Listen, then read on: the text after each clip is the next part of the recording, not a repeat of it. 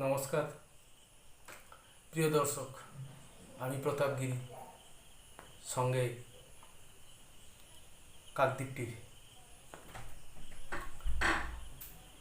দর্শক, কংগ্রেসের সভাপতির পদ থেকে অধীর রঞ্জন চৌধুরীকে অপসারণ করা হয়েছে। নতুন দায়িত্বে এসছেন শুভঙ্কর সরকার। হাইকমান্ডের থেকে কেসি বেনু অধীর রঞ্জন চৌধুরীকে ফোন করে জানান যে আপনাকে দায়িত্ব থেকে সরিয়ে দেওয়া হচ্ছে, নতুন আসছেন শুভঙ্কর সরকার। এই কথা শুনেই অধীর রঞ্জন চৌধুরী ফোনটি কেটে দেন। এরপরে বারংবার কংগ্রেসের হাইকমান্ড থেকে বড় বড় শীর্ষস্থানীয় নেতৃত্ববৃন্দ তারা অধীর রঞ্জন চৌধুরীকে ফোন করলেও তিনি কিন্তু আর ফোন ধরেননি এবং কোনো যোগাযোগও করেননি। এইভাবে কংগ্রেসে অধীর জমানা শেষ হয়ে গেল।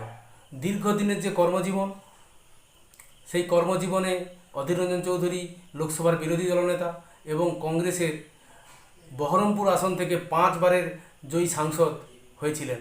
কিন্তু গত লোকসভা নির্বাচনে তৃণমূলের প্রার্থী মোহাম্মদ ইউসুফের কাছে তার পরাজয় ঘটে এবং তারপর থেকেই হাইকমান্ডের কাছে তার সম্পর্কে নেতিবাচক ধারণা পোষণ করতে শুরু করে। কিন্তু কী ধরনের তার এই কার্যপদ্ধতি ছিল? জাতীয় কংগ্রেসের সভাপতি হিসাবে তিনি যেভাবে এক গড় হিসাবে রক্ষা করেছিলেন, কাকে না, মালদহ মুর্শিদাবাদ দুটি জেলাকে তিনি কংগ্রেসের গড় হিসাবেই কিন্তু ধরে রেখেছিলেন।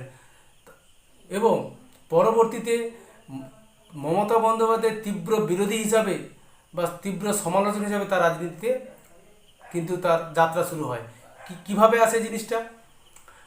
যখন 2011 সালে, আমরা যদি অতীত ইতিহাসে ফিরে যাই, 2011 সালে যখন জোটবদ্ধভাবে কংগ্রেস এবং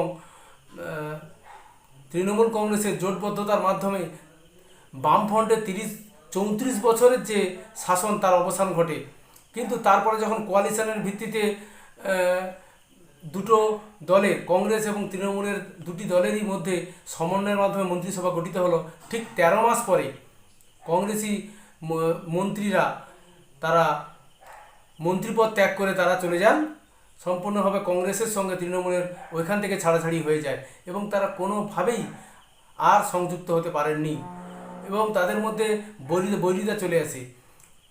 যে মাদার কংগ্রেস, তাকে ভেঙে মমতা ব্যানার্জির নেতৃত্বে যে তৃণমূল কংগ্রেস তৈরি হয়, তার সঙ্গে দূরত্ব তৈরি হতে থাকে এবং কালক্রমে কংগ্রেস এখানে তৃণমূলের বিরোধী দল হিসাবে তার যাত্রা শুরু করে এবং রাজনীতির খেলার মাধ্যমে সিপিএম এবং কংগ্রেস বরাবরের যারা তীব্র সমালোচক ছিল, বামপন্থীদের সঙ্গে জোটবদ্ধতার মাধ্যমে বিভিন্ন নির্বাচনে লড়তে থাকে, সভা সমিতি মিটিং মিছিল করতে থাকে। এইভাবে কিন্তু অধীর রঞ্জন চৌধুরী তার রাজনীতির কেরিয়ারটাকে শুরু করেছিলেন। একদা যে অধীর চৌধুরী বামফ্রন্টের বিরুদ্ধে লড়াই করে মালদহ মুর্শিদাবাদে কংগ্রেসের জমি পোক্ত করেছিলেন, তিনি সিপিএমের সঙ্গে বামফ্রন্টের সঙ্গে জোটবদ্ধতা হিসাবে ভোটে লড়াই করেন এবং তার দুর্গ অনেকটা অটুট রাখেন। কিন্তু এই নির্বাচনে একমাত্র মালদহ থেকে ঈশা খান চৌধুরী কংগ্রেসের টিকিটে জয়ী হন। 5 বারের সাংসদ অধীর রঞ্জন চৌধুরী নির্বাচনে পরাজিত হন এবং তা সত্ত্বেও বিভিন্ন টালমাটাল পরিস্থিতির মধ্যেও তার কংগ্রেস সভাপতির পদে অক্ষুণ্ণ ছিল। বর্তমানে এআইসিসি যে সিদ্ধান্ত নিয়েছে, সেখানে শুভঙ্কর সরকারকে এই দায়িত্ব দেওয়া হয় এবং অধীর রঞ্জন চৌধুরীকে সরিয়ে দেওয়া হয়। এখানে দর্শক একটা জিনিস ভাবতে হবে যে অধীর রঞ্জন চৌধুরী কী করে, কেন এত মমতা বিরোধী হয়ে গেলেন?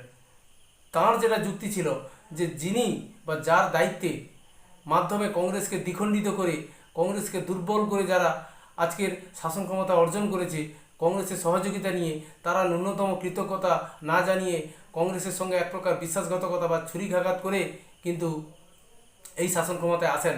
যদি 2011 সালে কংগ্রেস ওখানে জোট না করতো, তাহলে কি এই সিপিএমকে হারানো সম্ভব হতো না।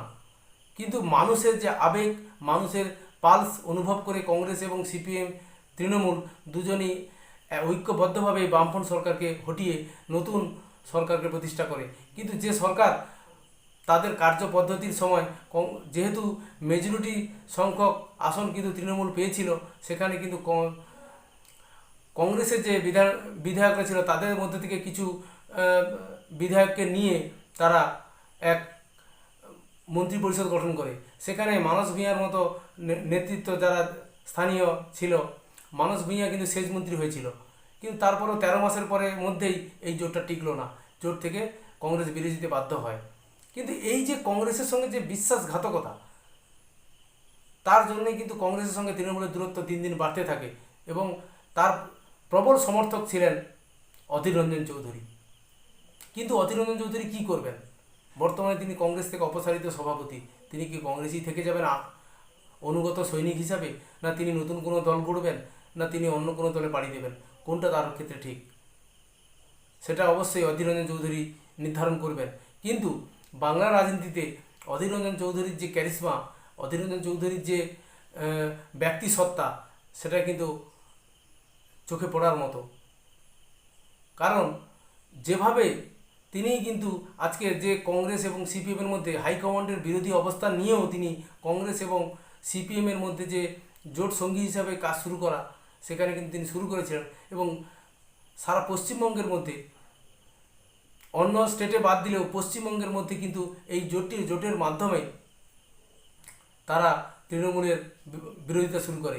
এবং মমতা ব্যানার্জির তীব্র কট্টর সমালোচক হিসাবেই কিন্তু তার রাজনৈতিক বিদ্যা এতদিন চলছিল। কিন্তু তিনি এখন কি করবেন, কোন জায়গায় যাবেন? নতুন যে সভাপতি হয়েছেন শুভঙ্কর সরকার, তিনি যথেষ্ট নরমপন্থী হিসাবে পরিচিত। কারণ অধীর রঞ্জন চৌধুরী চরমপন্থী নেতা হিসেবে পরিচিত। তার সঙ্গে কালীঘাটের কোনো রকম সম্পর্ক নেই, মমতা ব্যানার্জির সঙ্গে তার সম্পর্ক মধুর নয়। কিন্তু শুভঙ্কর সরকারকে নিয়োজিত করে, সভাপতি পদে নিয়োজিত করে কালীঘাট এবং আলিমুদ্দিন স্ট্রিটকে কংগ্রেস নেতৃত্ব কী বার্তা দিলেন? সত্যি কি কংগ্রেস আগামী দিনে ঘুরে দাঁড়াতে পারবে? এইরকম কোনো সম্ভাবনা কি অবশ্যই আছে?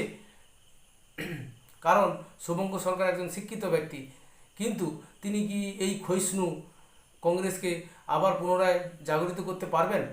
কারণ সারা ভারতের নিরিখে ইন্ডিয়া জোটের শরিক বামফ্রন্ট প্লাস তৃণমূল কংগ্রেস, এই দুটি দলই কিন্তু তারা একে অপরের শরিক। কিন্তু রাজ্যে এলে কি দেখা যায় যে এদের প্রত্যেকের সঙ্গে নির্বাচনী কোনো সমঝোতা নেই।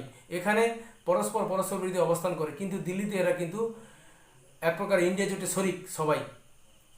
সেক্ষেত্রে হাইকমান্ড কি বার্তা দিতে চাইছে, যে আগামীতে কি সমীকরণ আসতে চলেছে?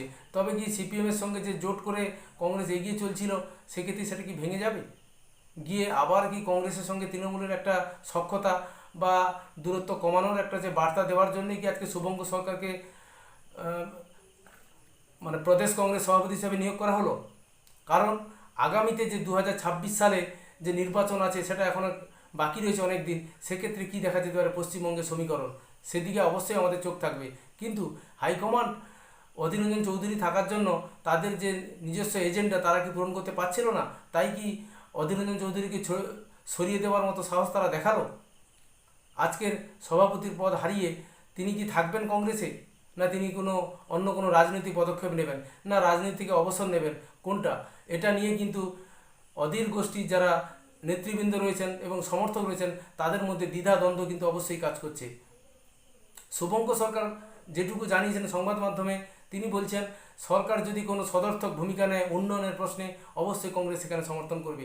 কিন্তু সরকার যদি কোনো ভুল সিদ্ধান্ত নেয়, তিনি তার সমালোচনা করবেন। কিন্তু অধীর রঞ্জন যতটা কট্টর সমালোচক ছিলেন, শুভঙ্কর সরকার কিন্তু সেই কট্টর সমালোচক নন। অতএব কিভাবে আগামী দিনে কংগ্রেস এই ক্ষয়িষ্ণু সংগঠনকে তাদের শ্রীবৃদ্ধি ঘটাবে এবং আগামী দিনে দলের সমৃদ্ধি আসবে, সেটাও কিন্তু নতুন সভাপতির আন্ডারে অবশ্যই আমরা দেখব, সেটা বা লক্ষ্য করার চেষ্টা করব। কিন্তু আজকের অনেক কিছু সমীকরণ বদলে যাওয়ার ভাবনা কি? কেন অধীর রঞ্জন চৌধুরীকে বারবার বোঝানোর চেষ্টা হয়েছিল যে সিপিএমের সঙ্গ ছেড়ে হয় একা লড়ুন, না হলে তৃণমূলের সঙ্গে কোনো সমঝোতায় আসতে, এইরকম একটা কিন্তু ব্যাপার চলছিল। কিন্তু অধীর কোনোভাবেই সেটা মেনে নেননি, কারণ তার পক্ষে সম্ভব নয় যে দল মাদার কংগ্রেসকে ভেঙে নতুন দল প্রতিষ্ঠা করতে পারে, তার সঙ্গে কোনোভাবে সমঝোতা যাওয়া নয়। কারণ 2011 সালে যে বিশ্বাসঘাতকতা কংগ্রেস দেখেছে, তার আর পুনরায় দেখতে চাইছেন না। তাতে এই তীব্র তৃণমূল বিরোধিতা হিসাবে বামফ্রন্ট এবং অধীর রঞ্জন চৌধুরী দুটো অবস্থানই কিন্তু চলছিল পাশাপাশি, এবং বিভিন্ন নির্বাচনগুলোতে দুটি দলের মধ্যে সমঝোতা করেই কিন্তু চলছিল। আগামী দিনে নতুন যে প্রদেশ সভাপতি শুভঙ্কর সরকার এসছেন তার ক্ষেত্রে কী ধরনের অবস্থান নেন, কি ভূমিকা থাকে কংগ্রেসের, জোট কি আদবে কংগ্রেস থেকে সিপিএমের যে জোট করে চলছিল এ যাবৎকালে যতগুলো নির্বাচন হয়েছে সেটা কি ভেঙে যাবে, আবার কি অন্য কোনো নতুন একটা সমীকরণ আসবে, সেদিকে অবশ্যই আমাদের চোখ থাকবে। ততক্ষণ পর্যন্ত আমাদের অবশ্যই চোখ থাকবে, কারণ রাজনৈতিক সমীকরণ দিন এবং রাতের মতো হঠাৎ হঠাৎ করে বদলে যায়। কখন যে কে কার সঙ্গে জোট করে এটা কিন্তু বলা যায় না, কারণ রাজনীতিতে কোনো ছুঁতমার্গ নেই। কখনো শত্রু শত্রু আমার মিত্র একটা নীতিকথা কিন্তু রয়েছে। অতএব রাজনীতিতে চিরশত্রু বলে কিছু হয় না, সেখানে রাজনীতির ক্ষেত্রে মিত্র এবং শত্রু দুটোই পরিবর্তিত হতে থাকে। আগামী দিনে নতুন সভাপতি শুভঙ্কর সরকারের কী পদক্ষেপ নেন, কী ধরনের আন্দোলন সংগঠিত করেন, কংগ্রেসকে নবজাগরণের জায়গায় নিয়ে যেতে পারেন, সেটা কিন্তু অবশ্যই আমাদের চোখ থাকবে। আমাদের অবশ্যই লক্ষ্য রাখতে হবে, অবশ্যই আমাদের সেদিকে চোখ থাকবে যে তিনি কি ভূমিকা নেন, তার কার্য পদ্ধতির উপরে আমাদের নজর থাকবে। ততক্ষণ পর্যন্ত পরের প্রতিবেদনের জন্য আমরা অপেক্ষা করব। নতুন কোনো টপিক নিয়ে আপনাদের সামনে হাজির হব। নমস্কার।